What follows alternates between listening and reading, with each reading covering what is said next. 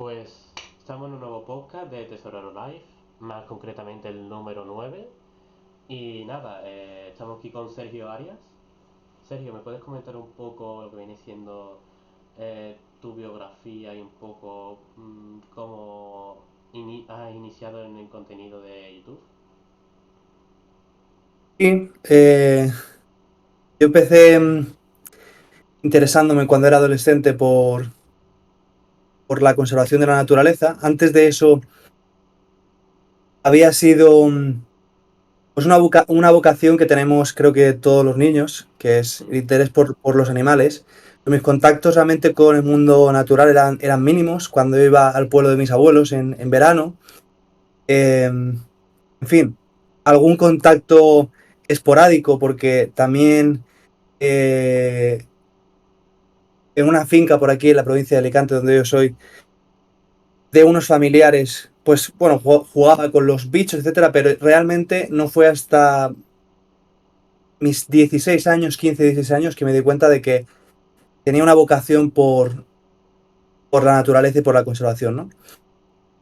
En ese momento empecé, más o menos por esos años, cuando empecé a pensar qué quería hacer con mi vida, también tenía otra serie de intereses relacionados con la política, etcétera. Y en ese momento decidí estudiar periodismo, que fue el primer grado que cursé, ¿no? Terminé. Enfocando mi labor periodística en gran parte a temas de política y tal, hay que pensar que voy a cumplir 30 años ahora en mayo, es decir, a mí me pilló todo el movimiento, en fin, una ebullición política brutal después de la crisis del 2008. Yo era adolescente en ese momento. Y entonces me pilló un momento de alta polarización. Empezaba la polarización política en España, esta que vivimos hoy, que se ha enquistado, en fin, también se puede considerar que es un problema congénito de España y que arrastramos durante mucho tiempo. Pero es cierto que en los últimos años esa tensión es muy fuerte, ¿no? Y justo empezaba en ese momento. Entonces, quizá debido a todos esos factores, no me decanté por hacer algo relacionado con las ciencias, ¿no? Y me tiré por el periodismo, que luego, como digo, enfoqué a la conservación, ¿no? Hacer divulgación de naturaleza. Pero luego con los años me di cuenta de que lo que me interesaba más era comprender cómo los seres humanos se relacionan con la naturaleza, qué comprenden sobre el medio, y ahí fue, en mi propia investigación personal, cuando poco a poco me fui tirando más por la filosofía y la historia. Y entonces empecé a hacer contenidos en YouTube que hablan sobre conservación de la naturaleza, pero desde un punto de vista muy entrecruzado con la filosofía y con la historia. En concreto, hay una rama de la conservación ambiental reciente, una nueva tendencia que se llama rewilding, que yo estoy haciendo mi tesis doctoral en filosofía ahora sobre esta corriente de pensamiento. Yo empecé a estudiar filosofía posteriormente, una carrera que no he acabado todavía, pero bueno, pues poco a poco porque estoy haciéndola a mi ritmo. Y decidí seguir en mi máster con la filosofía y en mi doctorado con la filosofía, todo enfocado a filosofía de la conservación. Bien, ¿y qué estoy analizando yo en mi tesis? Y es el tipo de contenidos que yo hago en mi canal.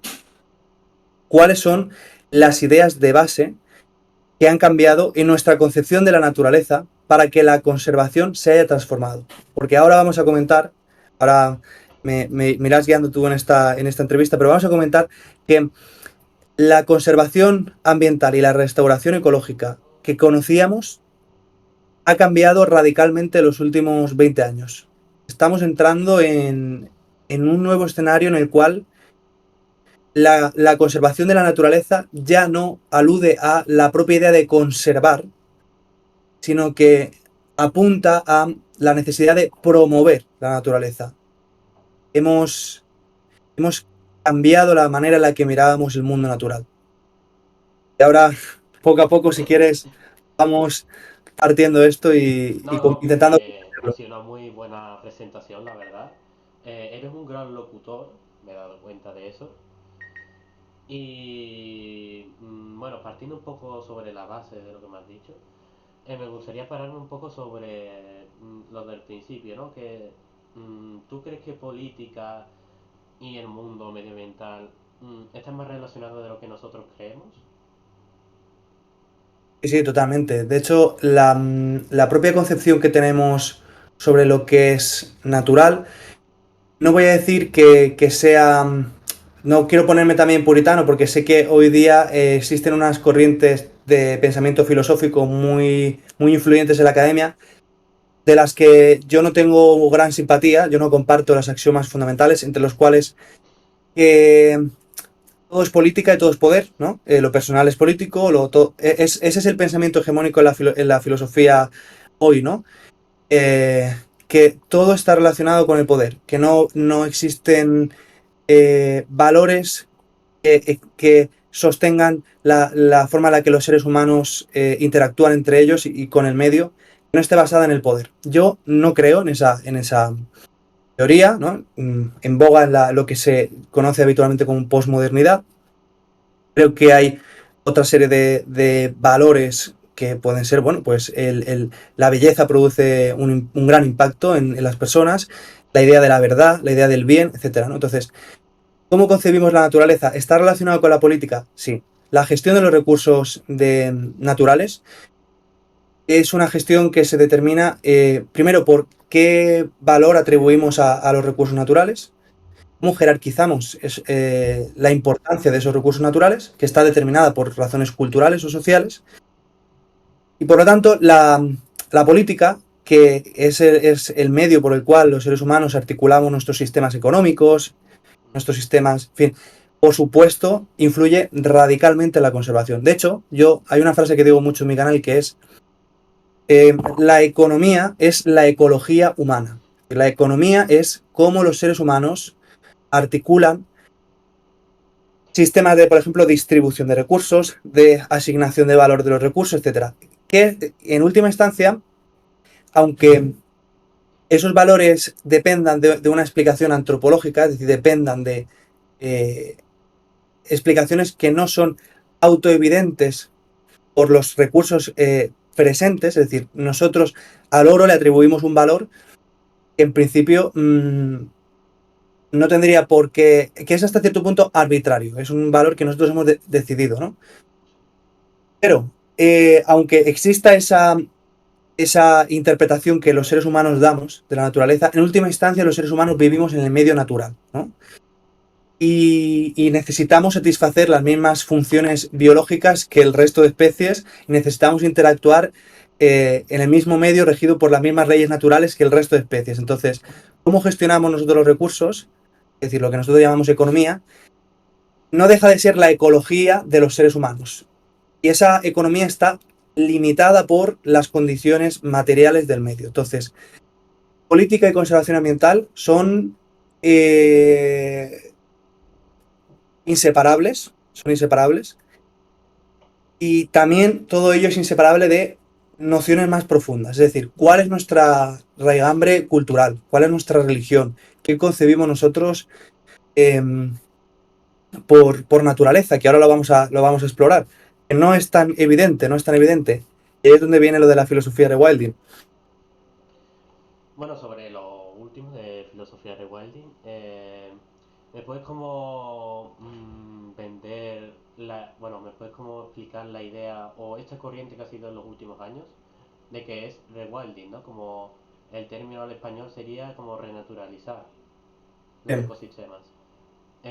¿Cuáles son los impulsores? Porque hay más de uno, sé que por corriente hay más de uno, ya sea por ejemplo como casos de los proyectos Bisonte Europeo, de Ujú. renaturalizarlo a España. Por ejemplo, también otros casos, por ejemplo el castor europeo que se ha renaturalizado eh, él solo por sueltas ilegales Sí. por alemanes. Y también quiero hablar de otros casos un poco polémicos, por ejemplo el pigargo europeo, que sea, bueno, por el propio gobierno, por el Ministerio de Medio Ambiental, Y también me gustaría hablar de otras dos especies que están por llegar a España, que uno es el lince europeo, el lince euroasiático, y lo otro, una especie de foca, de Mediterráneo, foca monje, Ujú. que quieren traer a las Islas Canarias. Esos casos me gustaría hablar detenidamente.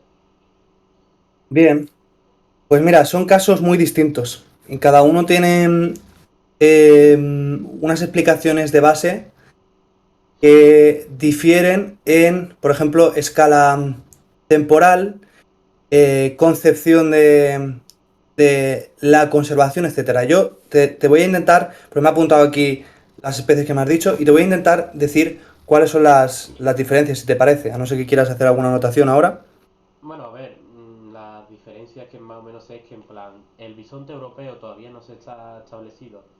Sí, hay varias diferencias científicas que haya estado aquí en la península ibérica. Todavía no se ha confirmado como tal. Sé que la foca monje sí, por las Islas Chafarinas, por las Islas Canarias. El picargo europeo se dice que sí ha estado, pero que ha estado esporádicamente sobre el norte de la península ibérica. Y ya el lince europeo, pues sí que ha habido hallazgos fósiles aquí Bien. en la península ibérica, en el norte peninsular.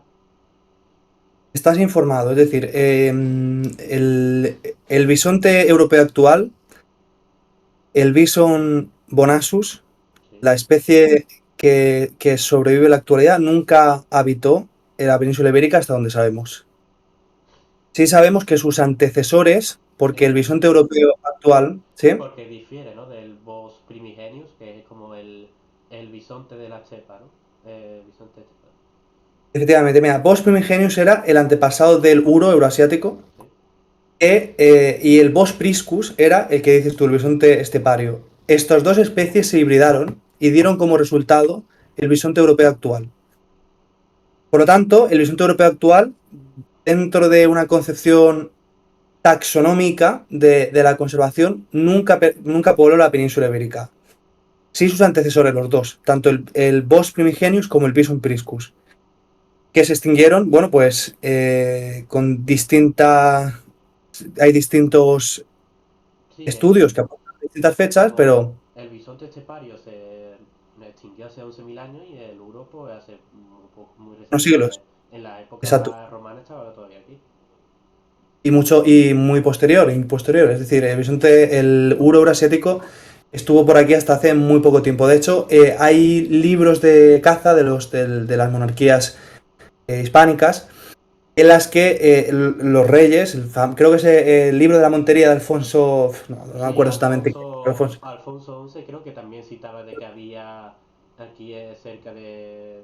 En Algeciras Doñana. había en los montes que había osos, todavía, en la Claro, época. en este libro de la Montería exactamente se habla de que en Doñana, ya muy cerca de la Edad Moderna, el rey se va, estamos hablando de hace 5 siglos, el rey va a cazar osos y dice toros salvajes. No dice uro, pero parece difícil pensar que un monarca se vanaglorie, ¿no?, de haber matado un animal doméstico. No digo yo que si tú vas a matar un animal y quieres alardear de haber hecho un acto de valentía o de fiereza, digo yo que aunque no conservemos esos restos fósiles y podamos hacer una valoración de si se trataba de uros, sabiendo el periodo de extinción del uro en otras partes de Europa, pues tiene sentido pensar que en Doñana hasta hace muy pocos siglos había tanto osos como uros, sumado a lobos, linces, bueno, toda la fauna que hay impresionante o que ha habido hasta hace poco tiempo, porque el lobo se extinguió en Doñana también en los años 50 del siglo pasado. El lobo. El lobo, sí. Pero vamos, que sí, que estas especies han poblado hasta hace muy poco tiempo, pero hay un problema que dentro de la filosofía de rewilding se llama síndrome de la referencia cambiante, que es que tendemos a pensar que el estado óptimo de conservación de la naturaleza es el que han conocido generaciones vivas, es decir, nuestros abuelos. Pero realmente la naturaleza lleva un proceso de degradación muy prolongado en el tiempo. Es decir, el mundo que conocieron nuestros abuelos estaba mucho más degradado que el que conocieron sus abuelos, ¿no? Y los restos fósiles que encontramos evidencian ese proceso que cuando planteamos un proyecto de renaturalización, y ahora vamos a hablar de esas diferencias de rewilding, tal vez utilizar como referencia la Doñana de hace 80 años, que conocieron nuestros abuelos, no es óptimo, ¿verdad? Sí. Entonces, mira, me habías hablado del caso del bisonte, que habíamos dicho que el bisonte europeo actual, aunque desciende de dos especies que poblaron recientemente la península, el bisonte europeo actual, en su forma presente, como híbrido de esas dos especies, nunca habitó aquí. Entonces es un caso de introducción. Eso sería una introducción. Sí. Y corresponde a lo que en rewilding se llama sustitución taxonómica. Eso es lo que me La, gustaría parar un poco sobre. Porque la Regueñi es como, aparte del Ministerio de Ecología, es utilizar como si la especie se ha extinguido, utilizar como un pariente, ¿no? O un animal que haga el mismo labor que hacía antes. exacto, esa ¿Te es refieres? una de las herramientas fundamentales de rewilding.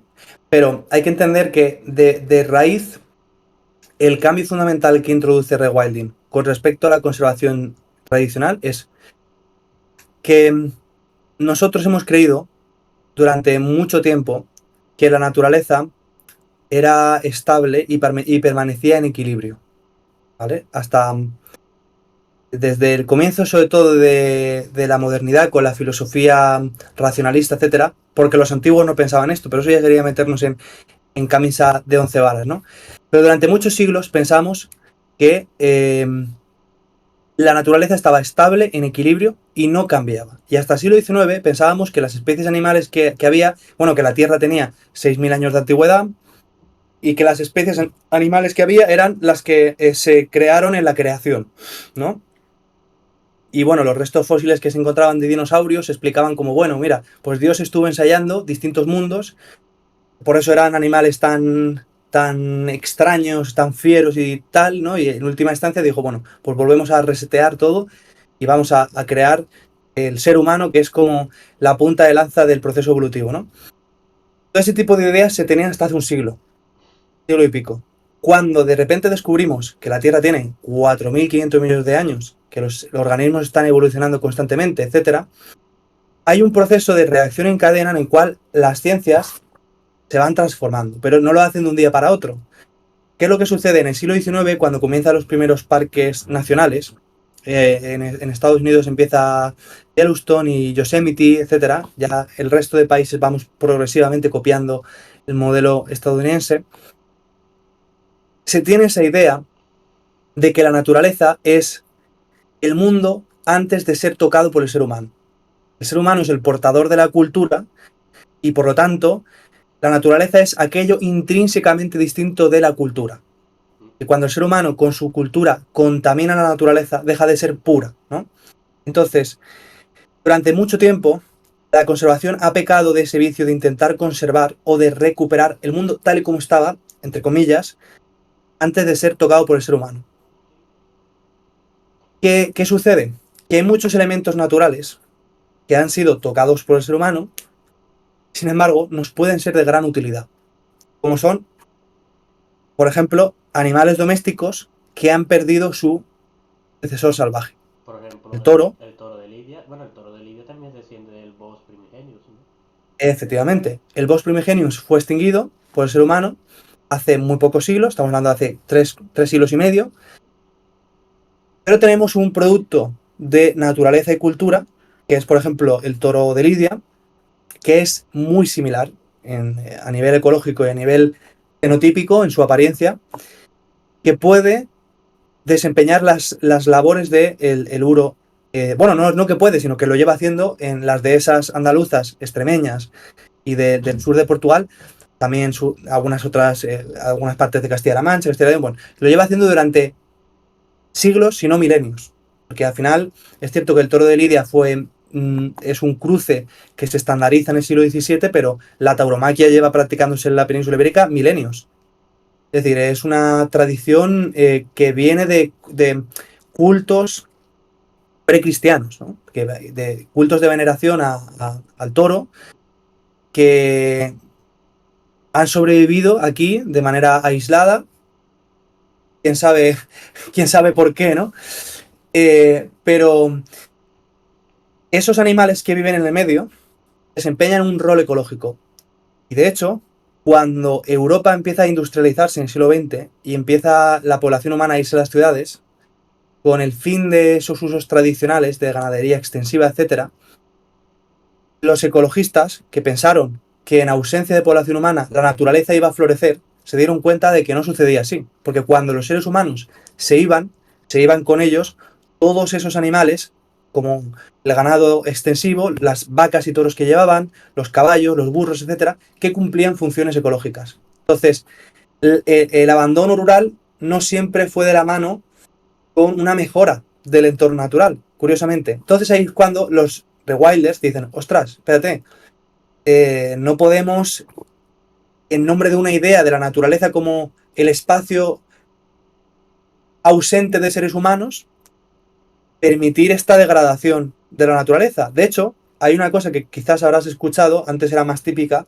escuchar, que es esa creencia del mundo rural o de la conservación tradicional de que el ser humano debe de gestionar la naturaleza. El ser humano necesita cuidar la naturaleza. La naturaleza se autorregula sola. Lo que sucede es que cuando estirpas especies que han coevolucionado durante millones de años con el medio, como estos grandes herbívoros, y después estos grandes herbívoros en su versión doméstica, que seguían haciendo lo mismo, comer la vegetación, pisotear el suelo, dejar estiércol, etc. Cuando tú extirpas esas herramientas que la naturaleza ha necesitado millones de años en producir, la manera en la que la naturaleza se autorregula es muy drástica. No hay procesos de dinámica progresiva. Es decir, crece mucho la vegetación, no hay grandes herbívoros. Pues bueno, hay un incendio, luego se quema, crecen los pastos, otra vez luego empieza a crecer vegetación de transición, ¿no? Arbustiva, etcétera, y en X décadas vuelves a tener un bosque. Pero mientras no haya herbívoros, ese va a ser el ciclo.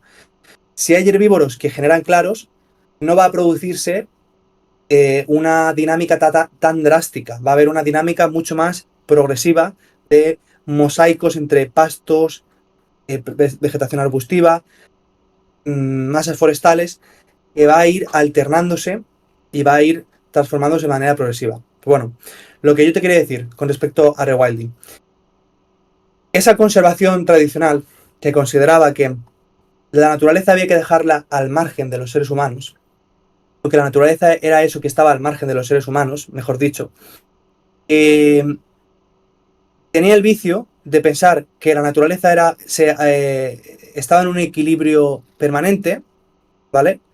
Que no era dinámica, básicamente, que había un clímax ecológico que permanecía inmóvil y que, por lo tanto, los ecosistemas eran como una especie de fotografía, ¿vale?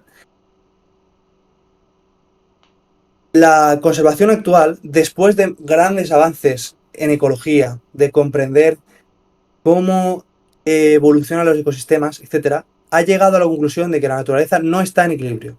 La naturaleza está en un equilibrio dinámico. Es decir, la naturaleza está siempre transformándose, reajustándose, buscando perseguir un equilibrio que es como una tensión en la que todos los elementos de la naturaleza, del ecosistema, aprovechan las fuentes de energía, y en última instancia dependen de la luz solar, ¿no?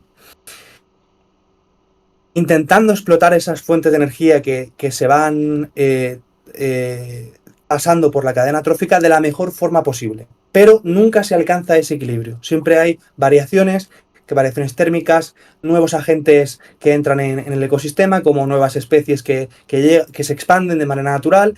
Siempre hay reajustes. Bien, entonces, ¿qué pasa? Cuando tú comprendes que la naturaleza está siempre transformándose, que es un flujo dinámico, la noción que tienes de naturaleza deja de ser el conjunto de cosas existentes antes de la llegada de los seres humanos y empieza a ser que la naturaleza es un proceso. Y entonces lo que a ti te interesa es restaurar no una fotografía, sino los procesos naturales. Y ahí es cuando entran en juego las reintroducciones de animales que desempeñan esos procesos. Yo no sé si me he explicado, me he explicado con claridad, porque es Bueno, complejo el tema. directamente todo. Bueno, sí, la verdad es que sí comparto tu opinión sobre los grandes herbívoros, de que han tenido sus antecesores, que ya no hacen la labor que hacen ahora por temas del ser humano y eso, pero yo siempre digo de que el ser humano tiene que cuidar, incluso acompañar la naturaleza. El ser humano es parte de la naturaleza. Es parte de la naturaleza. Y como bien dices, esos animales domésticos se han transformado por la mano del ser humano, pero dentro de esa concepción de la naturaleza como proceso, lo que nos interesa no es que el toro de Lidia sea absolutamente idéntico genéticamente o en apariencia, ¿no? Fenotípicamente al uro, que por cierto es bastante similar. Es como decir, el toro de Lidia es al uro lo que un husky a un lobo, básicamente. O Sí. sea, un toro de Lidia es la cosa más cercana que puedes ver, ¿no? Para Básicamente, imaginarte a un uro. básicamente lo que pasa es que en plan, el uro es como si fuese un toro de lidia con esteroides, que pesaba, no sé si llegaba a la tonelada, una Una tonelada, tonelada. Sí, sí, sí. a la tonelada y era más alto al alza de Cruz. Y Sí, pero también, bueno, hay. bueno, sí, sí, dime. Sí, sí, sí. Ah, Se bueno, te escucha mal, ¿eh? Se escucha mal ahora, está entrecortando. vale, vale. Bueno, ahora lo eso. Bueno, lo que en plan me gustaría decir también sobre los otros animales, que hemos comentado un Sí. poco los tres, bueno, los tres últimos que dije, que es sobre un lince europeo que se ha comentado y han llegado informes de que quieren renaturalizarlo, quieren traerlo otra vez de vuelta a España, pero claro, no hay ningún proyecto consistente ni ninguna iniciativa. Y se queda como idea, ¿no? En plan, está ahí, pero todavía no quieren ningún proyecto ni de reproducción ni de nada. El lince europeo es, bueno, primero un animal fascinante, que desde luego es muy atractivo a nivel mediático porque es bello, porque es un animal profundamente bello. Es un lince del doble de tamaño que nuestro lince ibérico. 20 kilos, ¿no? Bueno, no, no, era de 30 kilos al máximo, ¿eh? Y el Hasta lince ibérico era de 16, 18 más o menos. exacto, o sea, es casi el doble del tamaño del lince ibérico. El lince ibérico tiene una apariencia más africana. ¿En qué sentido? Tiende a ser más Mm, amarillo y presentado unas motas más negras. rasgos, rasgos como muy mediterráneos, ¿no? Es que Exacto. leí un informe de que la subespecie, ¿no? del lince europeo que habita en Turquía se parece mucho al lince ibérico por las marcas moteadas, por el pelaje. Se parece mucho porque en plan también difieren los animales, esto es muy curioso y en plan nos podemos aquí explayar de todo, que depende de lo que comen. Porque se dice que la subespecie de Turquía come muchos conejos, allí no hay grandes cérvidos, o no se alimentan de cérvidos, que por ejemplo las subespecies del lince europeo que habitan en Escandinavia o tirando para el lejano oeste, ¿no? De Rusia, que sí comen grandes cérvidos y son más grandes en tamaño. Y son más grandes y además, como bien dices tú, cuando más subes, cuando más al norte Al, lo al identificas lejano una oeste, población. al lejano oeste, de que se dice que es como una ley o algo de Yenisei, ¿no? Contra más. Yo no me acuerdo del nombre de la ley, pero tienes total razón. Las especies animales, cuanto más se acercan al Ecuador, más pequeñas son. ¿Te refieres a eso, no? Sí, me refiero a eso. La misma especie, si tiene una distribución amplia, cuando más se acerca al Ecuador, más pequeña es. Sí. Bueno, eso tiene que ver por varias razones, pero una de las cuales es que para para mantener el calor corporal, cuanto más grande eres, el volumen aumenta al cubo y la superficie aumenta al cuadrado. Entonces, la relación entre tamaño y peso no es lineal. Es decir, yo peso el doble que una chica de 45 o 50 kilos, o casi el doble, pero yo no soy el doble grande, ¿vale? ¿Por qué? Porque mi superficie aumenta al cuadrado, pero mi volumen al cubo. Entonces, ¿qué pasa? Tengo mucha más materia protegida, ¿no? Entonces, un animal grande mantiene mejor el frío que un animal pequeño. Mantiene mejor el frío, necesita consumir menos calorías, etcétera. Entonces, esa es una de las variables. De cualquiera de los casos, volviendo al tema porque nos vamos. El lince boreal es más grande y, como bien dices tú, cuando más te vas hacia el norte, tiene menos motas. Es de un color más marroncito, marroncito claro. Ujú. Y el Blanco, lince parece. ibérico, ¿qué? Más blanco, más como que parece para... tú lo ves y dices, hostia, qué bello, ¿no? Más blanquito, así por la parte esta, pero sí, marroncito, temas de canela también. Exacto. A ver, yo estoy enamorado de nuestro lince ibérico. Me parece que es maravilloso. O sea, me parece. Y me parecen dos cosas totalmente distintas. De hecho, cuando se ha planteado el tema de la reintroducción del lince boreal, mucha gente ha dicho, pero ¿cómo vamos ahora, si llevamos solo 15 o 20 años invirtiendo en el lince ibérico, cómo vamos ahora a ponernos con el boreal? No podemos distraernos. Yo creo que una cosa no es incompatible con la otra, creo que son asuntos radicalmente distintos. Y con el lince boreal, como dices, hasta hace unos años no sabíamos exactamente cuál fue el momento de la desaparición del lince boreal en España. Hace unos años se dijo, cuando salió el listado que hizo el Ministerio de Transición Ecológica de especies extintas a reintroducir, que se había extinguido hace 4 siglos, que son unas dataciones que tenemos, eh, pues sí, datadas, ¿no? Unos indicios que tenemos bien datados, pero hay otra serie de estudios que, por cierto, van a publicarse recientemente, que yo he estado en foros tal, hablando con gente, de que hasta hace un siglo y medio, en la cornisa cantábrica, o por lo menos en el Pirineo, había lince boreal.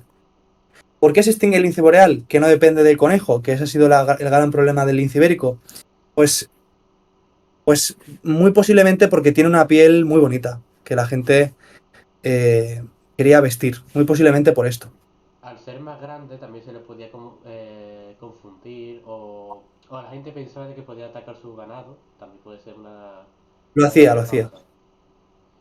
Sí. Bueno, mm, bueno, como tú me has dicho, no sé si hay, hablando del lince boreal, no sé si hay una introducción o algo en el Val de Arán o se está llevando un proyecto allí, del lince boreal. El proyecto que en el Val de Arán, que yo creo que te referirás al Parque de la Cuniacha, creo que hay un asunto de marketing ahí, porque ellos no tienen un parque de fauna autóctona, vamos a decir, es decir, son animales, intentan recrear el ecosistema pirenaico, ¿no? Oso pardo, lobo, lince boreal, etcétera, pero no está pensado para un programa de cría, de suelta, de reintroducción de esos animales. Entonces, no es lo ideal, no es lo que estamos esperando. Pero el lince ibérico, el lince boreal, cumple una serie de condiciones. eh, que son, primero, que tenemos datación fósil, lo cual, por ejemplo, con el bisonte europeo no tenemos, simplemente que con el bisonte europeo puede reactivar esos procesos ecológicos que, que, no existen ahora en la península ibérica. Es decir, el lince boreal entraría en una categoría distinta, sería una reintroducción, totalmente, no sería una sustitución taxonómica, como decíamos, que es una de las herramientas de rewilding. Eh, el lince boreal sí tenemos datación de que habitó aquí y es una datación reciente. En la UICN, en la Unión Internacional para la Conservación de la Naturaleza, se estableció el año 1500 como fecha máxima de proyección para proyectos de restauración, ¿no? O sea, el 1500 se estableció como referencia ecológica a restaurar, ¿vale? La UICN tiene una concepción todavía tradicional, todavía no se ha sumado a rewilding en muchos sentidos. Pero es cierto que esa fecha es ambiciosa. ¿En qué sentido? Que va mucho más allá de lo que puede haber conocido nuestros antepasados, ¿no? Y el lince boreal entró en esa lista junto con otras especies que me has comentado, como la foca monje, Ballena el franca, por pigargo, ejemplo. Ballena franca, ¿eh? por ejemplo. La avena franca, debido a que sí que tenemos datos constatados de que durante ese periodo estuvo.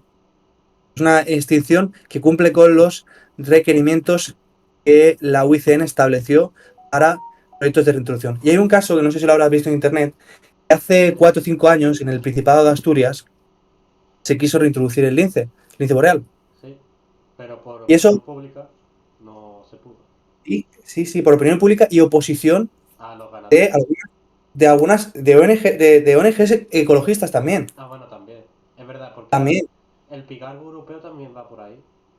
También por claro. situaciones de ecologistas no quieren que... Bueno, ya los han soltado, pero ecologistas, organizaciones ecologistas no querían que lo soltaran, que no se estableciera en el ecosistema pirenaico ni en el Cántabro. Sí, pero en el caso del pigargo, yo entiendo más a los ecologistas, aunque yo ahora mismo, esto que dicen de retirarlo me parece una locura. Es decir, ya no es. Los han metido, ahora no te vas a poner a no ser que haya pruebas evidentes, que no las hay, de que están causando un daño real sobre el ecosistema, que no es el caso. Eh, pero el caso del pigargo es distinto, porque como decías en la presentación, el pigargo tenemos muchas observaciones a lo largo de los siglos, pero no tenemos constatado reproducción. Que haya No asentamientos, tenemos... ¿El qué? que haya como asentamientos reproductores.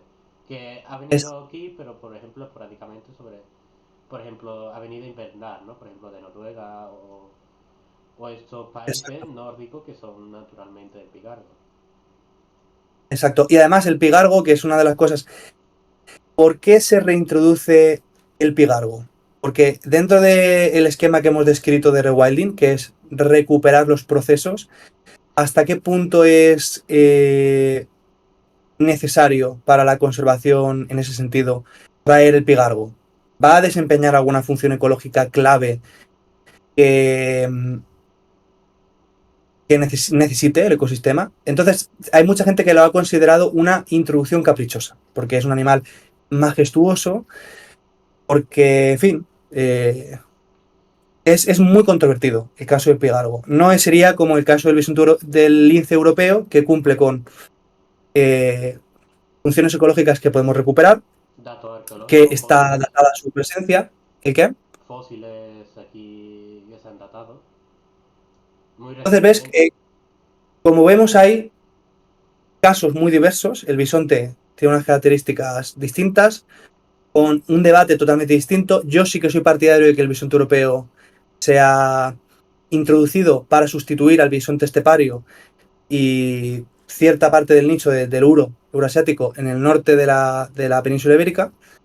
Tenemos el caso de el lince europeo, que no tiene nada que ver con ese proyecto de sustitución taxonómica del bisonte. Tenemos el caso del pigargo, que es el más ambiguo, y ahora podemos seguir tratando otros casos para ver.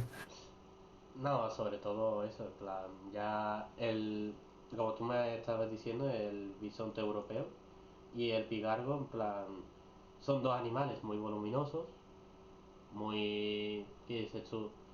Eh, Tú ves a un bisonte europeo y dices, hostia, me parece que estoy en las praderas de Estados Unidos.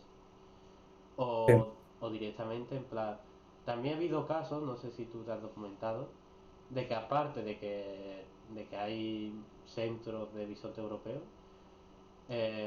también hay uno aquí en Andújar, cerca de, bueno, donde yo vivo, en Andalucía misma, y me gustaría saber tu opinión sobre ese centro, del bisonte europeo, de que en plan, los animales en plan, de clima frío a eso a pasar 40 grados en las encinas. Y creo que se llama. ¿Cómo se llama la finca esta? Encinarejo o algo así, no me acuerdo cómo se llama. Es una finca de 1000 hectáreas, no la he visitado. Han introducido una manada de bisontes europeos Es una finca privada, hay que decir, no es una iniciativa pública. Por lo tanto, el bisonte europeo ha llegado en calidad casi de ganado doméstico, imagino. Mm. Es decir, está sujeto a regulaciones, pero no se considera que haya sido una introducción lo que se está produciendo allí, porque es una iniciativa privada en un recinto acotado, que en fin. Lo curioso es que en ese recinto hay un tránsito de animales salvajes. Los linces, por ejemplo, entran. Los linces ya se han habituado a convivir con el vallado, que es un elemento totalmente artificial que se normalizó a partir de los años 70. Hasta los años 70 pues se utilizaban o estaban en abiertas ciertas fincas o se utilizaban estas muros de piedra tradicionales. Bien, el lince se ha acostumbrado ya a más o menos sortear toda esa serie de obstáculos y entra en la finca, ¿no? Y bueno, en esa finca, pues estos creo que eran dos holandeses, si no me equivoco, que estuvieron en Sudáfrica unos años, que bueno, que han venido aquí para hacer rewilding, etcétera. Y lo interesante es ver que, además de que el bisonte europeo se adapta perfectamente al clima mediterráneo, lo cual pone un poco en cuestión ciertas hipótesis como el tema del cambio climático, como causante de, o cosas por el estilo, ¿no? Eh, el impacto que presenta es positivo en el ecosistema. Entonces, bueno, yo creo que esta serie de proyectos pilotos con iniciativa privada que no cuestan dinero al contribuyente, si tienen efectos positivos, deben de tenerse en cuenta. Yo, por mi parte, no hubiese, aunque yo, bueno, yo no soy ecólogo, ya sabes, entonces aquí esto es una opinión totalmente personal, no hubiese priorizado el bisonte en el sur de la península ibérica, pero si estamos teniendo efectos positivos y puede ser interesante, bueno, creo que tenemos que priorizar. En el caso de Andalucía, ya que existen esas maravillosas dehesas con toro bravo y con otra serie de razas de ganado, como los caballos de las retuertas de Doñana, que son animales ferales, que saben sobrevivir, que además cumplen con unas características muy similares a sus antecesores salvajes, creo que deberíamos de priorizar eso. Pero bueno, no estoy en contra, de lo que se está haciendo con el bisonte en Andújar. No estoy en contra. Bueno, vamos a saltar un poco sobre la foca monje, que, bueno, o si quieres hablar, da igual. Es un animal que se extinguió hace 50 años, 70, porque había datos de que había como un macho viejo en las Islas Chafarinas, en la costa de Marruecos, que son unas islas pertenecientes, aunque estén más cerca de Marruecos, son pertenecientes a España. Y también he habido, me he informado de ciertos proyectos, por ejemplo, de que quieren traerse ejemplares de una colonia que está cerca de Cabo Verde, ¿no? Sí, sí, estás informado. Hasta hace 50 años o 60 había un par de grupos ya al borde bueno, de lo que finalmente fue la total extinción en la península ibérica. Estamos hablando de poblaciones en Almería, Murcia, Alicante. Yo mucha gente le cuento, esto ya es anecdótico y es personal, mucha gente en Alicante, por lo que hablábamos del síndrome de la referencia cambiante, nadie se acuerda de la foca monjilla. Los españoles no saben que hace 60 años podías ir a la playa en España y había colonias de focas. Igual que sucede hoy en países que consideramos exóticos, eso sucedía aquí en España. Es que, por lo que hablábamos de la referencia cambiante, es que en España, hasta hace un par de siglos, que no es nada a escala biológica, había no solamente colonias de focas en las playas, teníamos también colonias del alca gigante, era el verdadero pingüino, era un Eh, alca no volador. ¿Conoces el caso? sí, conozco el caso de la alca común sobre... ya no, bueno, aquí sobre todo en Andalucía no sé, a mí no me he documentado mucho, pero sí en Galicia, en la zona pirenaica. Sé que en plan, nos llegaron al borde de extinción por los huevos, que querían Ujú. alimentarse de ellos, y de que la última colonia viva se conoció que estaba en Islandia.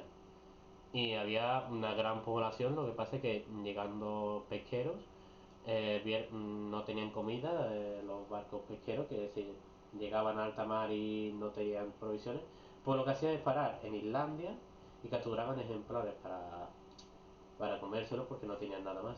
Eso sí, me sé ese caso. Estás hablando del Laika gigante ahora, ¿no? Sí, de arca gigante, sí, sí, creo que Sí. sí. Efectivamente, el Laika gigante tuvo una distribución desde la mitad este del Mediterráneo, tipo desde Córcega hasta Norteamérica. O sea, estamos hablando de una distribución muy Amplia. amplia, realmente. Hasta más o menos Groenlandia. Y era un ave como el alca común actual, pero no podía volar porque era muy pesada. Era más Era un grande. pingüino. De hecho, su nombre científico es Pinguinus impenis. Cuando los colonizadores europeos conocieron los pingüinos en el Ártico, Sí. perdón, la Antártida, eh, los llamaron pingüinos en referencia a este animal. Era nuestro pingüino, ¿vale? Entonces, este animal desapareció, como dices tú, por consumo de huevos, carne, etcétera, hace un par de siglos en España. Ya, por desgracia, ha desaparecido total, lo hemos extinguido de la faz de la Tierra, entonces no sé si la genética en algún determinado momento será lo suficientemente sofisticada o si conservamos esa información Eso para... me gustaría hablar un poco sobre ya en plan, las dos preguntas que te voy a hacer recientemente, así que Sí, va, estate preparado. Te llaman ahora lo de vamos a muchos casos. comentar. Sí. Yo no sé si la genética va a ser lo suficientemente sofisticada en un futuro o si conservamos los restos para hacerlo, en el caso de que sí que lo sea. Pero esta especie, que era nuestro pingüino, desapareció. Teníamos nuestra foca. Teníamos. España es uno de los mayores cazadores de tiburones del mundo. Creo que es el tercer o cuarto país del mundo por mayor número de tiburones cazados anualmente. Y aquí teníamos una riqueza muy grande de estos animales. España cuenta con una de las pocas poblaciones residentes permanentes de orca del continente europeo, que son las orcas ibéricas, que habitan desde Gibraltar hasta, van mirando desde Galicia hasta Gibraltar. Es decir, la riqueza que tuvo nuestro territorio a nivel biológico ha sido pasmosa. Pasmosa. El tiburón blanco, por ejemplo, que parece también un animal totalmente ajeno a España, en Baleares cazaba focas monje hasta hace muy poco tiempo. O sea, todos esos espectáculos naturales eran parte de nuestro país. No sé si ya con el modelo actual de turismo que hay en Mallorca podemos plantear que el tiburón blanco regrese. O sea, sí me parece un escenario complicado, ¿no? Controversial. Eso me Pero gustaría hablar. Ya un poco cerrando el tema de rewilding, un poco como eso. También me he dado cuenta de esos años de que como todas las cosas hay extremismos. Hay mucha gente de los foros. Un foro que, bueno, lo digo aquí públicamente, se llama Lince Ibérico, el foro de rewilding. Y pone, como la gente pone sus ideas, pero pone sus ideas, pero animales quieren introducir animales que en un pasado sí estuvieron en España, pero que a día de hoy no creo que puedan convivir con los humanos. Por ejemplo, el león ibérico, que hasta hace muy poco tiempo en el sur de la península ibérica, hace unos cientos de años también, estuvo aquí. Hay datos de informes de que hace en el 200 o en el 300 antes de Cristo estaban todavía aquí. También comentan, por ejemplo, de que la gran ausencia, ¿no?, de felinos, grandes felinos en Europa. Europa, mucha gente cree que ha sido el continente más desafortunado en términos de biodiversidad por causas, bueno, pues del clima, de lo que sea. Algo de eso puede ser que haya. No nos olvidemos que Europa es el continente más pequeño, bueno, no sé si Australia, pero es que claro, Australia es un caso totalmente aparte. Pero sí, es una península de Eurasia, básicamente. Una península con unas condiciones ecológicas bastante determinadas de Eurasia, ¿no? Pero, al margen de eso, la biodiversidad europea está muy mermada con respecto a los grandes felinos. Si consideramos Europa, que de nuevo es una península de Eurasia, hasta los Urales y el Cáucaso, por lo tanto, contamos el este de Europa, hasta el siglo XX, en el Cáucaso teníamos tigres. Tenemos el tigre de Caspio. Y seguimos teniendo leopardos. Es decir, el felino más grande de Europa es el leopardo del Cáucaso. que creo que es la subespecie de leopardo persa, que ahora hay proyectos de reforzamiento poblacional, etcétera. Vale. Pero aunque no consideramos solo el Cáucaso y los Urales, metiéndonos más para adentro, en la Edad Media quedaban tigres todavía en el este de Ucrania, de la actual Ucrania. Todavía hay registros de tigres en el este de Ucrania. Y como bien dices, en la antigüedad clásica, en la época grecorromana, se cazaban leones todavía. La península ibérica no lo sé, no sé, quizá debería informarme más, pero sí que sé la parte de los Balcanes y de, bueno, a los alrededores de Grecia, ¿no? Entonces, todos esos animales han desaparecido, desde luego, por la influencia del ser humano. ¿Pueden ser traídos de vuelta? No sé yo, y creo que ya me parece muy ambicioso recuperar el oso, el lobo y el lince. O sea, ya recuperar estos tres animales en una distribución similar a la que tuvieron hace un siglo o un par de siglos sería un sueño, en términos de conservación, ¿no? Como para plantear que vamos a tener leones aquí, ¿no? Además, eh, es que no. Aunque rewilding esté enfocado en recuperar los procesos naturales, la funcionalidad de la naturaleza sigue teniendo en cuenta la historia natural. Es decir, la historia natural sigue siendo una guía, ¿no? Y creo que deshacernos de esas guías es peligroso porque nos da a los seres humanos un rol interpretativo demasiado grande, que creo que debemos de respetar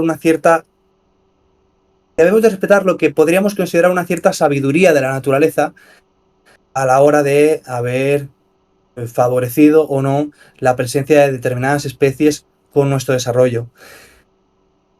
Y respetar eso implica también, y ahora voy a meter una pequeña, voy a desviarme un poco, que si llegan especies nuevas, como ha sucedido recientemente, el chacal ha llegado a la península ibérica este último año, el chacal dorado, tenemos que verlo como una oportunidad, porque significa que, dadas las condiciones actuales, hay una serie de nichos ecológicos que el chacal está sabiendo aprovechar y muchos ecologistas, no solamente cazadores, como siguen presos de esa concepción de la naturaleza como el conjunto de cosas existentes antes de la llegada del ser humano, dicen, oye, pues si el chacal no estaba aquí, el chacal no tiene derecho a estar aquí. Bueno, es que la naturaleza no es una fotografía, la naturaleza es un flujo dinámico.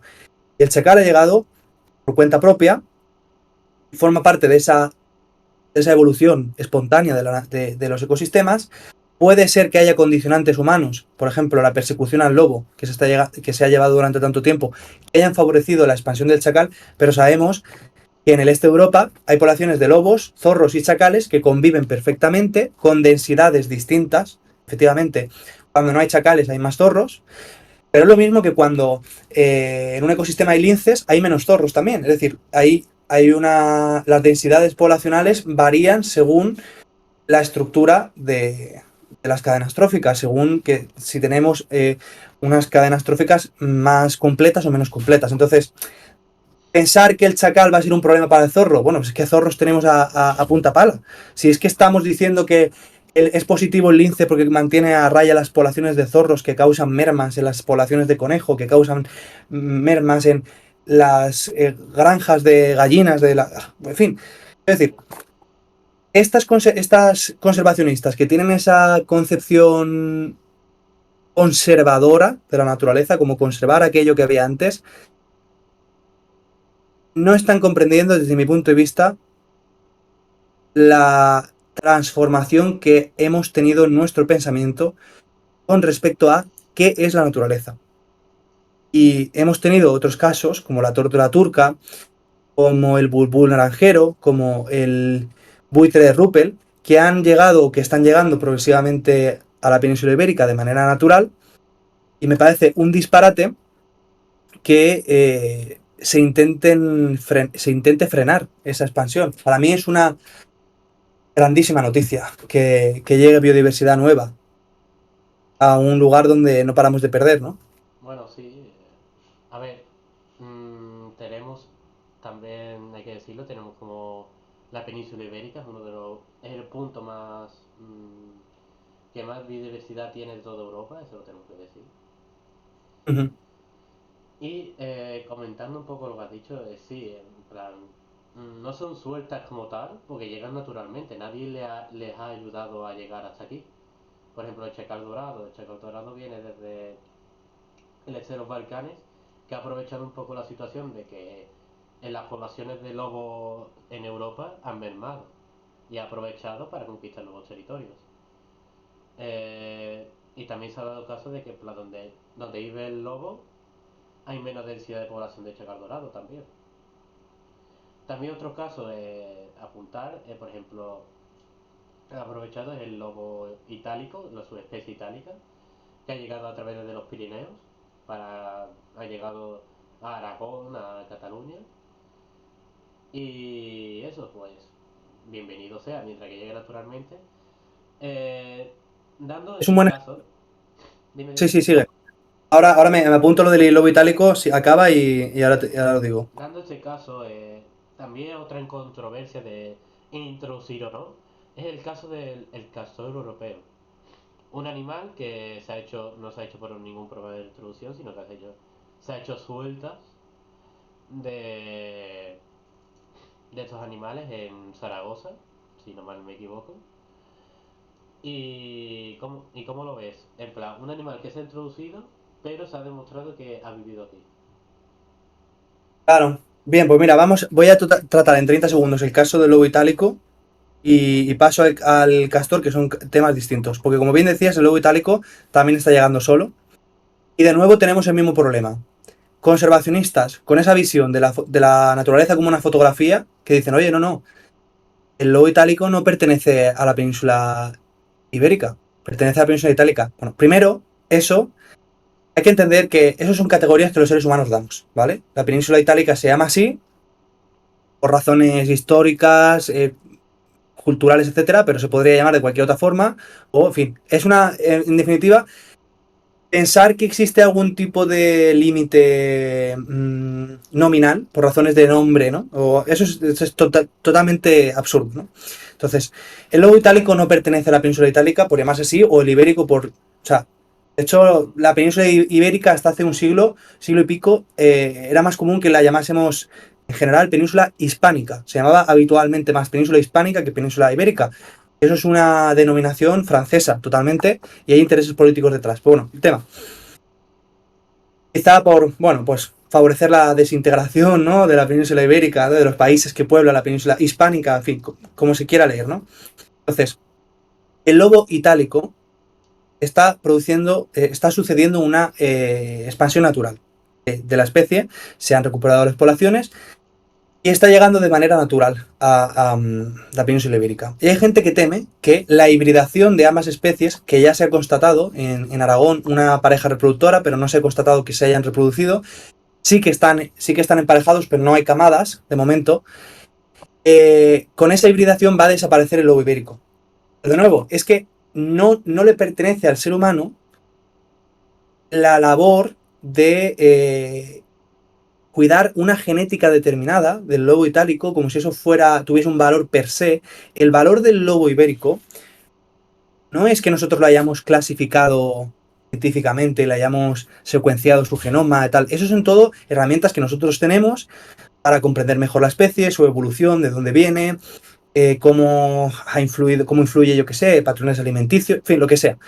Pero el valor del lobo ibérico es que cumple la labor de un superdepredador en la península ibérica. Es el único superdepredador social que tenemos aquí, capaz de matar grandes herbívoros, y ese es el valor que tiene. Ese es el valor que tiene. Sabemos que el lobo ibérico está enfrentando o que ha afrontado varios cuellos de botella, que eso es cuando hay Vaya, baja variabilidad genética. como le ha pasado al lince, ¿no? Por ejemplo. Efectivamente, como ha pasado el lince, que nos hemos tenido que gastar, ya llevamos más de 20 millones de euros en programas de reproducción in situ, donde vamos cruzando ese lince con esta lincesa que hemos identificado en su genética que son los más distantes, para que no haya endogamia, para que no... Pero, Vale, ¿queremos gastarnos 20 millones de euros con el lobo ibérico para hacer estas claro. cosas? A ver, Entonces, la genética, ahora ha llegado el por lobo así itálico. decirlo, bueno, ahora después continuamos, pero en plan quiero hacer un énfasis aquí, por ejemplo, la genética, para que no lo sepa. es, por ejemplo, la riqueza genética es, por ejemplo, un lobo que está en Andalucía, se aclimata a, a esta región de Andalucía y ya como que tiene como una riqueza genética de por sí de las generaciones posteriores de que, en plan, que tenga cachorros. Pues una de esas manadas se puede juntar con el cambio que ha hecho de genética que ha hecho el lobo con uno de, por ejemplo, de Asturias, de que será distinto al que será de Andalucía.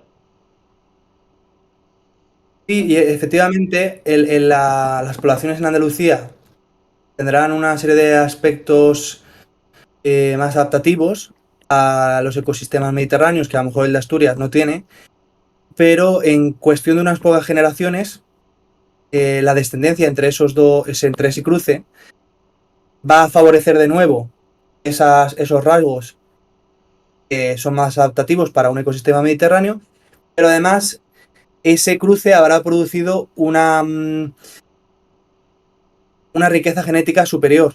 Entonces, es positivo, en el caso, por ejemplo, volviendo al ejemplo, que el lobo ibérico que tiene pobreza genética se hibride con el itálico, porque cuanta mayor variabilidad genética, bien sabemos que las especies evolucionan y se adaptan por la selección natural, es una lotería genética posteriormente filtrada por el medio ambiente, ¿vale? Entonces, cuanto mayor número de... Cuando más grande es el número, esa lotería genética juega, mayores posibilidades hay de que la especie tenga estrategias, pueda desarrollar individuos diversos capaces de adaptarse a distintos cambios, etcétera. Entonces, la variabilidad genética es fundamental.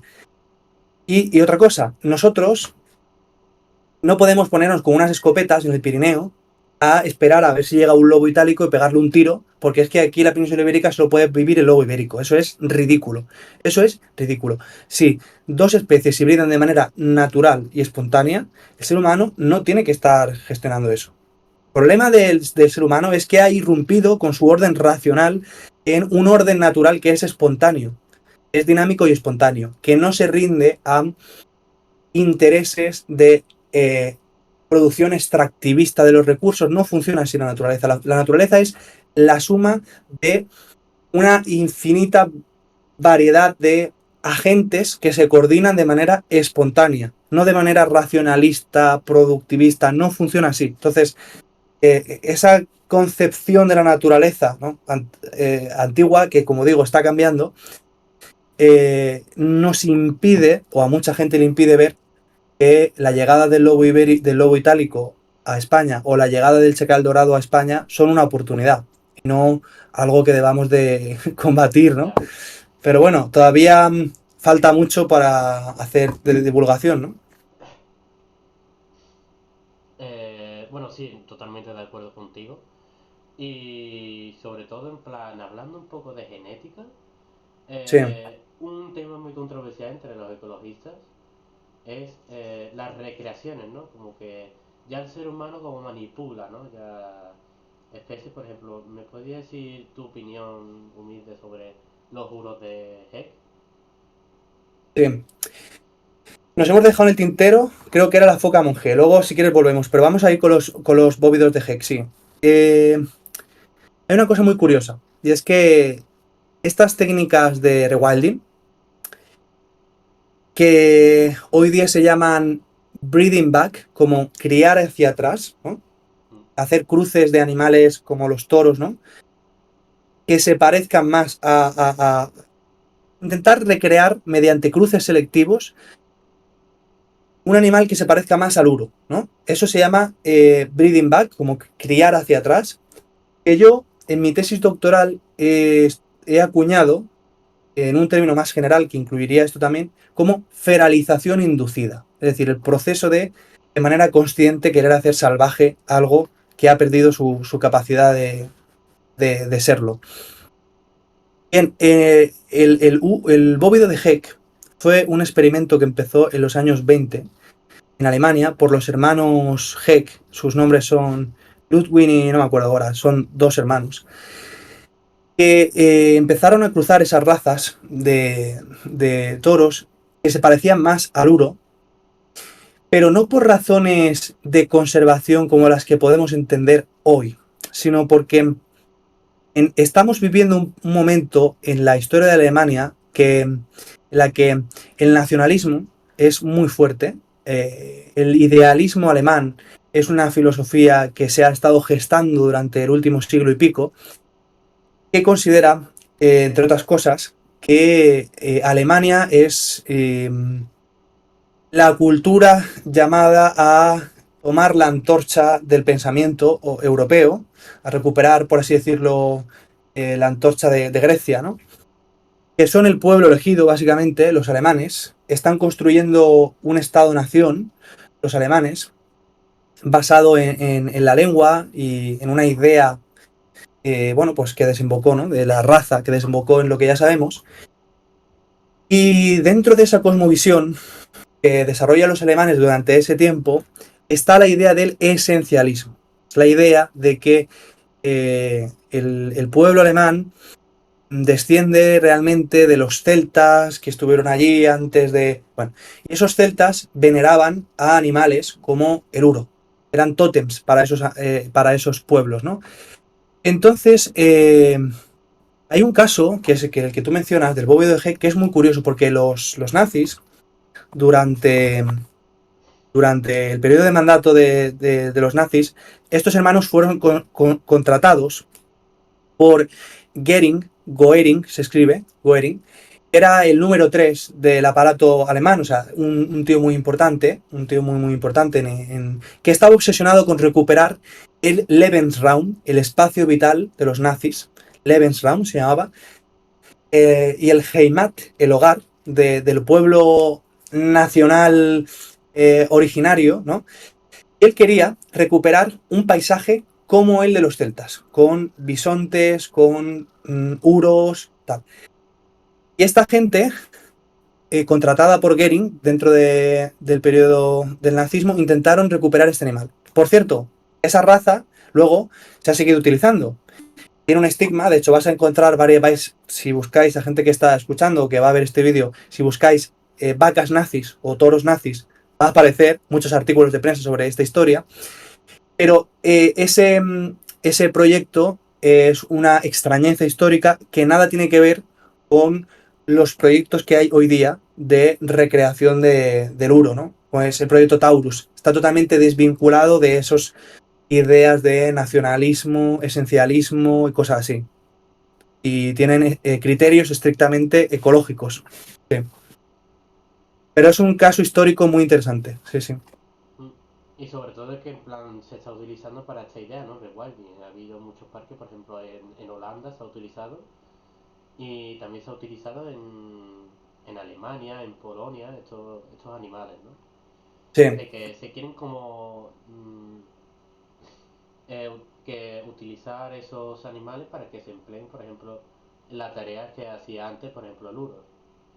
Pero tú ves un poco lo que viene siendo el bóvido de Heck y dices tú, hostia, no se parece mucho al uro convencional, más el toro de Lidia se parece más al uro. Claro, porque hay que entender que una cría selectiva durante un siglo y un cruce selectivo durante un siglo no va a dar los resultados de, por ejemplo, el toro de Lidia, que lleva siglos y siglos y siglos y siglos coevolucionando con el medio, que vive en un estado feral prácticamente, porque bueno, el toro de Lidia, ahora donde hay toro de Lidia, a no ser que haya alguna hacienda en Castilla y León, donde haya convivencia entre toro de Lidia y lobo, que no lo sé, puede ser que sí, pero hasta hace muy poco tiempo en Andalucía el toro de Lidia tenía que defenderse de los lobos. Ahora tenemos una veterinaria muy sofisticada, pero hace un siglo y pico pues tenía que defenderse de los parásitos, tenía que defenderse de, en fin. Ahora tenemos unos medios para estabular muy sofisticados, pero hasta hace muy poco tiempo, ¿no? Entonces, toda esa evolución de esta raza, con el clima local, con los depredadores locales, con mil cosas, ha ido esculpiendo un animal que, si bien ha sido seleccionado también para fines humanos, en este caso la tauromaquia, unos fines humanos que, por cierto, no deprecian demasiado la capacidad de este animal para ser salvaje, porque no es como una vaca lechera que estás seleccionando para que produzca muchísima más cantidad de leche de la que lo haría de manera natural, y si no la ordeñas, se muere porque le revientan las ubres, ¿no? Estás 3 días sin ordeñar a una vaca lechera y las ubres se le inflaman porque ha sido seleccionada durante tantos miles de años para una labor que si no la cumple, claudica, ¿no? Muere. El toro de Lidia ha sido seleccionado para la lucha y eso ha permitido que no se deprecie, que no se degenere, diríamos, su condición fiera, ¿no? De animal salvaje. Entonces, bueno, ya podíamos entrar en disquisiciones morales. Tauromaquia sí, tauromaquia no, está bien, no está mal. Bueno, yo no estoy hablando de eso, estoy hablando solo de lo que compete estrictamente a cómo se comporta el animal y qué capacidades tiene, actitudes para vivir en el medio. Me estoy refiriendo a esa Echamos parte, un ¿no? debate de esa parte. Sí, eso lo vamos a dejar, eso lo vamos a dejar ya al margen, ¿no? Ahora, en un vídeo así posterior, no me importaría aceptar ese debate. Bueno, sí, sobre todo, ya un poquito volviendo al tema de rewilding, estaba hablando, no hemos dejado, por ejemplo, el último caso que te he dicho, creo que era el castor europeo, de ese animal, ¿no? Eh, se, de que unos alemanes lo introdujeron aquí en el río Ebro, en Zaragoza, y de que poca gente sabe, poca gente se ha comentado, se cazaba. Las competencias mataban a castores europeos hasta que por lo menos desde 2019 hasta 2020, 2 o 3 años lo que sea, hasta que se demostró que el castor europeo sí vivía aquí en la península ibérica y ya lo dejaron de matar. Efectivamente, así fue. Es decir, fue introducido ilegalmente por una ONG, seguramente de Alemania, de Holanda, en fin, hay varias ahí, pero sí, una ONG del norte de Europa, que entiende que, que los gobiernos, de manera voluntaria, no van a impulsar toda esta serie de planes de reintroducción de especies, y que, por lo tanto, dada esa pasividad, se han tomado un poco la justicia por su mano. Esto mancha un poco el proceso porque el escenario ideal sería que efectivamente la, los gobiernos, la ejecutiva, dijera, bueno, pues ya que tenemos que asumir una serie de compromisos, por ejemplo, derivados de la legislación europea, de restauración de hábitats, etcétera, vamos a cumplir con estos imperativos, vamos a reintroducir todos esos animales que entran dentro de las características, por ejemplo, que comentábamos antes, extinguidos con la referencia ecológica de la UICN en los últimos 5 siglos, que tienen prioridad porque desempeñan funciones ecológicas, pim, pim, pim, todo ese listado, ¿no? Y vamos a impulsar esa reintroducción. Eso es un escenario ideal que no hubiera sucedido nunca. Yo me temo que no hubiera sucedido nunca, a no ser que, bueno, de aquí a un siglo tuviéramos una conciencia ambiental radicalmente distinta, y estas ONG se han tomado la justicia por su mano. Eso ha enturbiado un poco el debate, porque claro, no podemos tomarnos la justicia por nuestra mano. Yo a veces lo he hecho, por ejemplo, cuando tú haces una reforestación tienes que pedir permiso al municipio, no puedes tú voluntariamente decir, venga, ¿por qué? Porque entonces la gente podría llevar especies exóticas, podría llevar semillas o poblaciones que no corresponden, porque habría que favorecer a lo mejor una subespecie que está más adaptada, por lo que sea, ¿no? Entonces, no se puede, por cuenta propia, ir al monte a reforestar. Yo eso lo he hecho tanto con agrupaciones ecologistas como por cuenta propia. Lo he hecho con semillas de árboles que he identificado en el propio terreno, he extraído las semillas y las he plantado. Es decir, no me he tomado... He sido prudente porque conozco todo este tipo de cosas, pero yo no tengo el derecho a hacer eso. Y a mí, si me llegan a parar cuando yo hago eso, me pueden multar, ¿vale? Igual que no se puede hacer con una reforestación, no se puede hacer con animales, mucho menos con animales.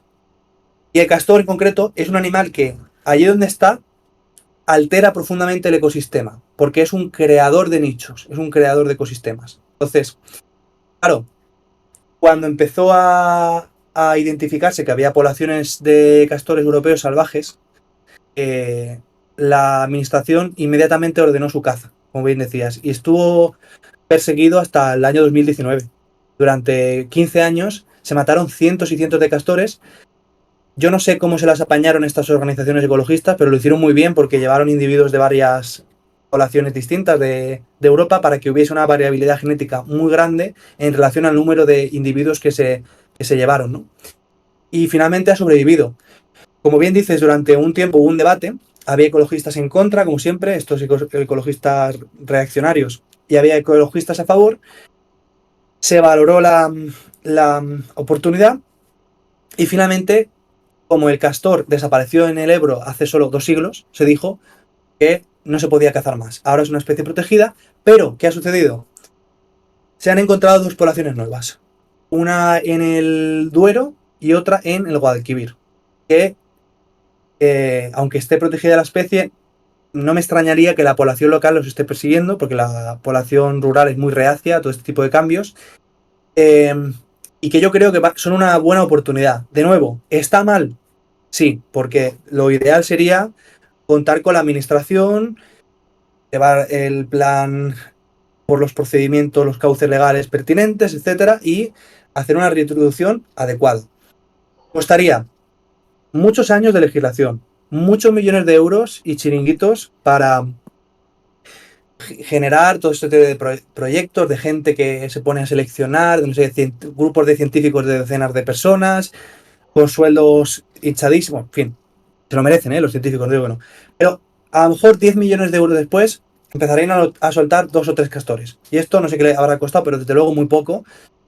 Está mal hecho, no cumple la legislación, quizá es necesario que lo cumpla, pero da rabia que para destruir sea todo tan fácil como ir con un bidón y se acabó, ¿sabes? Pero para reconstruir o promover tengamos que hacer todo este despliegue institucional, material, mediático, no sé qué, que nos lleva millones de euros, una movilización, bueno, cansadísima, desgaste, etcétera, para unos resultados luego tan tímidos, porque aquí todo el mundo tiene que llevarse dinero, todo el mundo tiene que estar controlando, todo el mundo tiene que tener protagonismo, ¿sabes? Entonces, en el Castor no ha habido protagonistas, no ha habido planes institucionales, no ha habido proyectos de cría selectiva, y ahí está, colonizando la península ibérica, y eso nos debería de hacer pensar mucho las cosas, ¿no? En este terreno. Pero bueno, la labor que se ha hecho con muchas especies en España es muy positiva, ¿eh? No estoy criticando los proyectos de reintroducción, que hay grandes profesionales que han hecho grandes cosas con el lince, con muchas especies, que hacen una gran labor, que hacen una gran labor de divulgación, y por lo tanto, y que tienen el derecho a vivir de eso también, no digo que no, pero bueno, que es un tema controvertido, porque el castor vivió aquí, se extinguió por causas humanas, y creo que tiene el derecho de estar aquí. ¿Se podría haber hecho de distinto? Sí, pero yo celebro que el castor haya regresado. Sí. No, la verdad es que sí, estoy concuerdo contigo en todo. Además, es todo burocracia al final del todo, temas de beneficio y burocracia, de papeleo.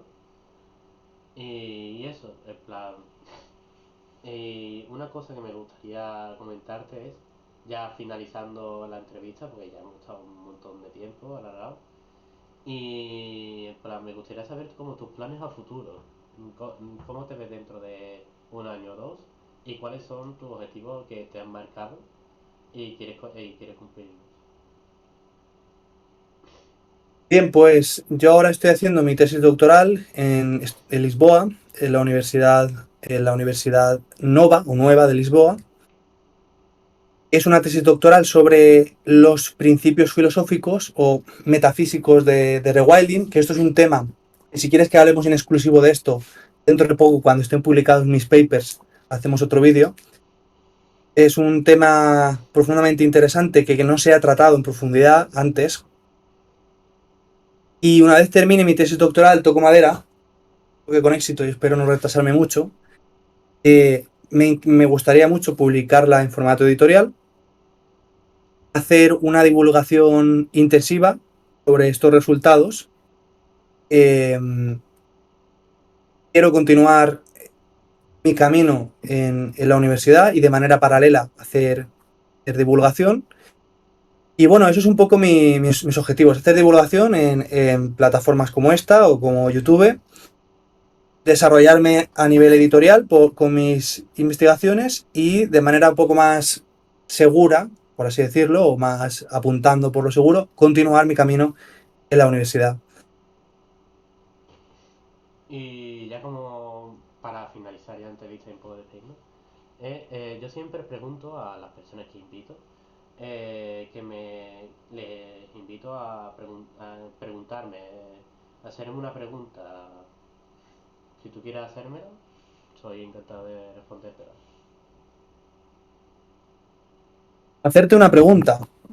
Bueno, pues quiero decir una cosa que es muy, que me gusta, porque yo veo que tú estás interesado en muchos temas y me gusta que uno de esos temas sea la conservación, porque además veo que conoces muchas cosas sobre distintas especies, sobre planes que está habiendo, cosas que van cambiando, es decir, que le has dedicado tiempo y a mí me parece muy importante tener cultura ambiental, que me parece que muy poca gente la tiene y me alegra mucho de que estés haciendo divulgación eh, en un abanico de contenidos que hablas desde directos, ¿no? ¿Cómo se llaman? Directos de Sí, bueno, eh, empecé game, primero, empecé, política. sí, ¿Eh? empecé hablando un poco, sobre todo, que este es mi espacio, como Hotel Sororo Live, un podcast que yo hago.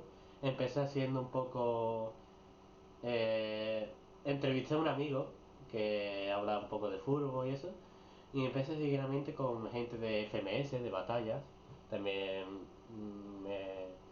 me interesó. También hablando de gente de que vive en otros países, de hispanos que viven en otros países, pues le preguntaba cómo era vivir en el país, cómo era la cultura. También hace poco entrevisté a una persona de cine, del cine, cinéfila, y yo hablo de todo, y me gusta hablar de todo. También trato de todos los tiempos libres que tengo, aparte después de estudiar, de culturizarme de todo, o sea, de mi cerebro es una esponja. No sé si tú conoces a esta persona, al mejor podcast de habla hispana de Jordi Wild. Bien. Pues Más yo grande, trato, ¿no? sí, pues yo trato de imitarlo y en plan enfocarme en él. Me parece muy positivo, me parece que vivimos un momento de transformación tan profundo de nuestra sociedad que si no decidimos de manera voluntaria y activa comprender, informarnos, desarrollar actitudes, por así decirlo, humanistas, ¿no? De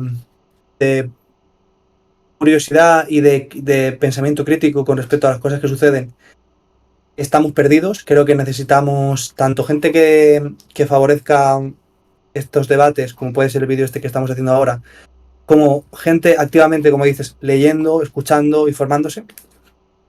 Y bueno, yo la pregunta que te querría hacer es, en relación a esto, ¿no? Ya que estamos hablando de esto, cuál es el objetivo que tienes, ¿no? Con este espacio y tú a nivel personal en los siguientes años. Bueno, pues mi objetivo la verdad es que soy todavía muy joven para pensar en el futuro próximo, porque puedo estar aquí o puedo estar allá. Lo que sí puedo decirte es que en plan, yo hago esto no por fama ni por nada, pero lo hago porque en plan me gusta siempre y siempre me ha gustado crear contenido sobre todo para informar, para entretener a la gente, para culturizar a la gente. Y bueno, si fluye esto y eso, pues anda que mejor, ¿no? Pues vivir de esto, pero mi objetivo básicamente es entretener a la gente, culturizar a la gente, que la gente sepa y que la gente, por ejemplo, no confunda Austria con Australia, ¿sabes? Siempre me gusta eso y con eso me quedaría. Muy bien, Oscar, pues un placer y muchas gracias por la invitación. Espero que haya sido una conversación a la altura de las expectativas. Yo creo que sí, en plan, hay muchos temas de debate. Bueno, está el alza, mucha gente se está abriendo a la naturaleza, mucha gente se está informando sobre la naturaleza y se está también documentando. En plan, ya no hay ha habido un cambio sobre hace 50 años como el que hay ahora. La gente ahora más se preocupa por el medio ambiente que antes. Sí, desde luego, desde luego. Y esta es una buena prueba de ello, ¿no? Así que me despido por aquí. Ha sido una entrevista muy confortante con el invitado de hoy, Sergio Arias. Y de que si quieres hacer más vídeos como tipo este, debates, o, o ya hablar de temas de especies o de eso, estoy aquí. Pero que diga, tienen mi WhatsApp, así que cuando tú quieras. Cuando estén publicados estos artículos en los que estoy trabajando, te escribo y te digo, oye, vamos a hablar de esto. Venga. ¿De acuerdo? Pues aquí me despido